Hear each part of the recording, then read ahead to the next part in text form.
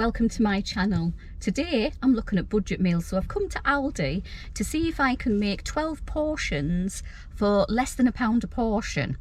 Is it doable in this day and age with prices slowly rising or quickly rising? Well, we're about to find out. So here we are. Let's get in there. This is what I've bought from Aldi. It came in at £8.33. And we've got potatoes, onions, carrots, penne, bacon, not the bread, I'm making the bread, tomato sauce, peppers, cream cheese and mince.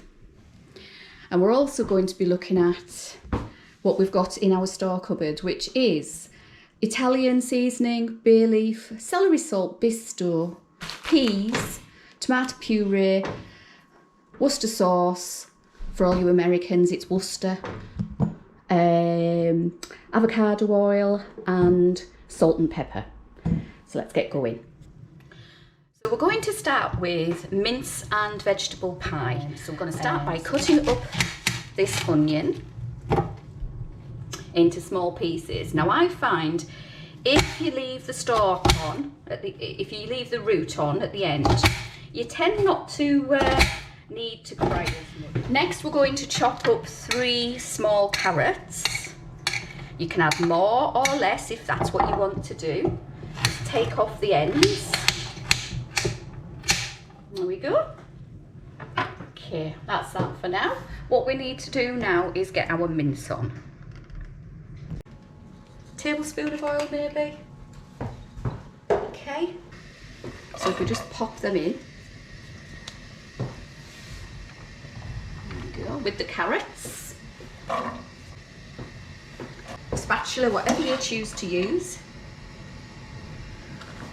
and give it a bit of a mix around.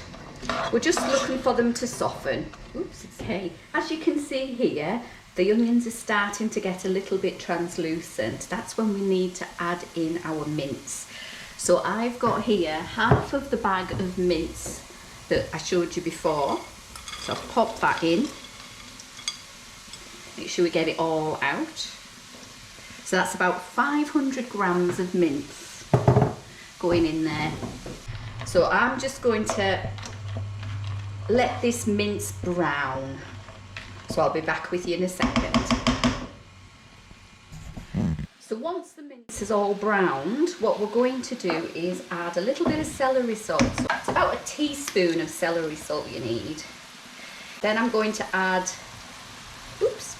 2 stock cubes, and what we do is we give it a mix up so it's all in. So here's a tablespoon, so if we just tip about a tablespoon should do it. It's just to give a bit more flavour. So what you need to do now is add a pint of water. So I'm just going to pour it into a jug. Best thing to do is ensure your kettle's boiled before you do this. So I just pop a pint in. And what we're going to do is cook the mince for about 20 minutes. At this point as well, I would add your bay leaf. Now you can either add 1 or 2 bay leaves, it's up to you. If you haven't got them, it's not the end of the world, but I like to put bay leaves in simply because it rounds out the flavour. Once your mince has been simmering for 20 minutes, give it a stir, make sure it's not sticking to the bottom. And then what we need to do is add our gravy. So try and make a well in the middle, and then take approximately, I would use about 4 heaped tablespoons of gravy granules. And then just stir through. As you can see, it is starting to thicken. Now is the time to add any frozen vegetables that you've got lying around in the freezer. So I'm going to be adding peas. I have a whole heap of peas left, well, half a bag of peas left over, which I can just... So once you've got your peas or your other vegetables all mixed in, what you need to do is place it in the dish that you're going to be making the pie out of. Now, be careful, this is heavy. Hi everyone. I forgot to get the pastry. My mind is just not on the subject these days. So here I am at Aldi, and I'm just going to go and get some pastry. Be back in a minute. So now that I have the puff pastry, what I'm going to do is I'm going to make a pie top for my mince.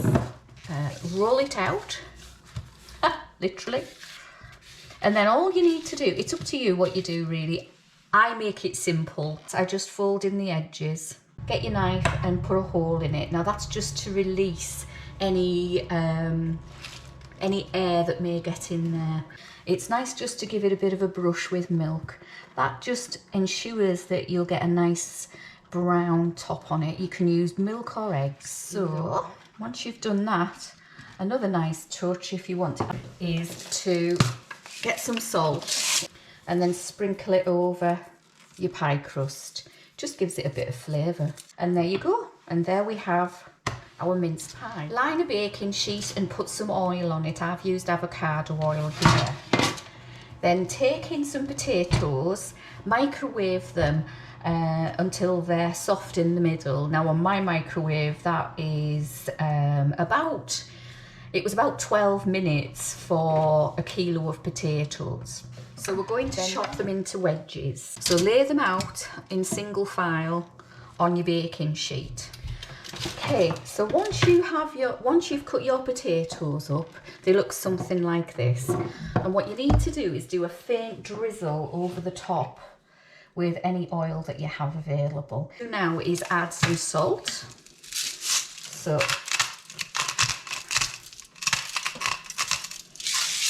some pepper.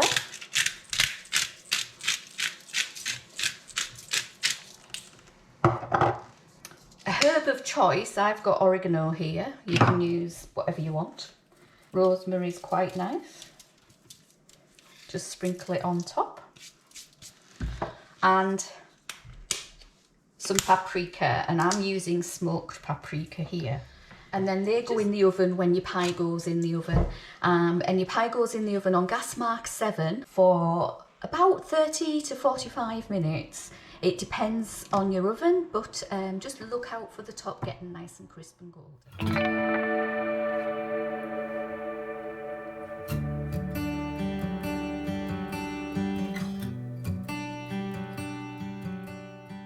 The ingredients that I'm going to be working with today are the ones that I got from Aldi. So we've got the penne, the bacon, which my son has pinched a couple of rashers from, so that's why we haven't got it all. Some carrots, an onion, a pepper, some soft cheese, and some tomato passata. As well as that, from my store cupboard, I've got some tomato puree that I always have in, some chicken stock, Italian seasoning, bay leaf, and celery salt. And we're going to be making a creamy tomato and bacon pasta. About a tablespoon of oil in a pan. Put it on a low heat. And to this, we're going to soften our carrots and our onions. So just pop them all in. I've got them here prepared, chopped into small pieces. As I said in the last recipe, do it slowly. Put a pan of water on to boil. To your pan of boiling water, add some salt.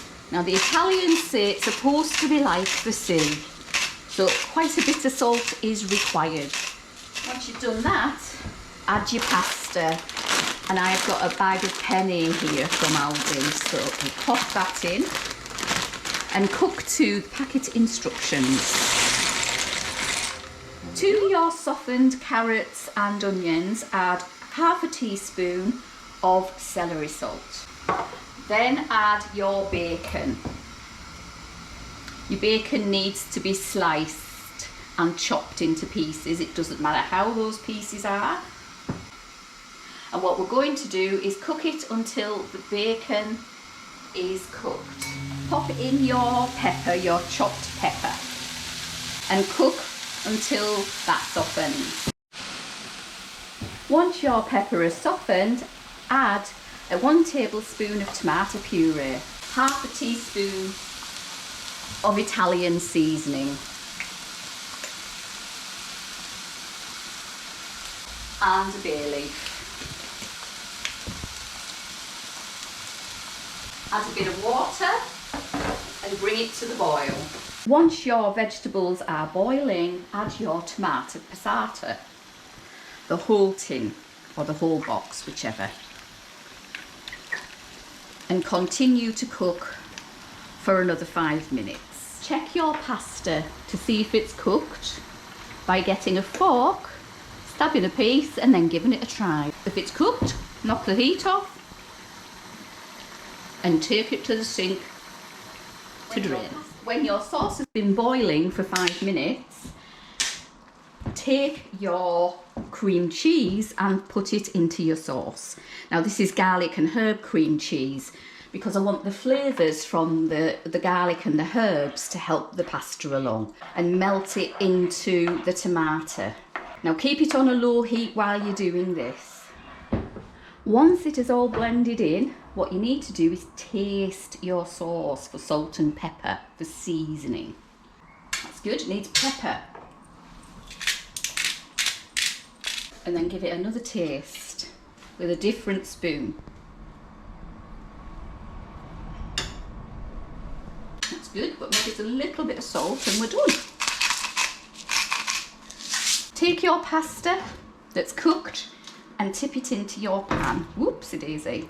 The Italians like their pasta in their sauce, so that's what we've done here. I think my pan is a little bit on the little side, but we'll bear with it and we'll cut back in a moment and you can see it plated up. And this is the finished dish. Lovely.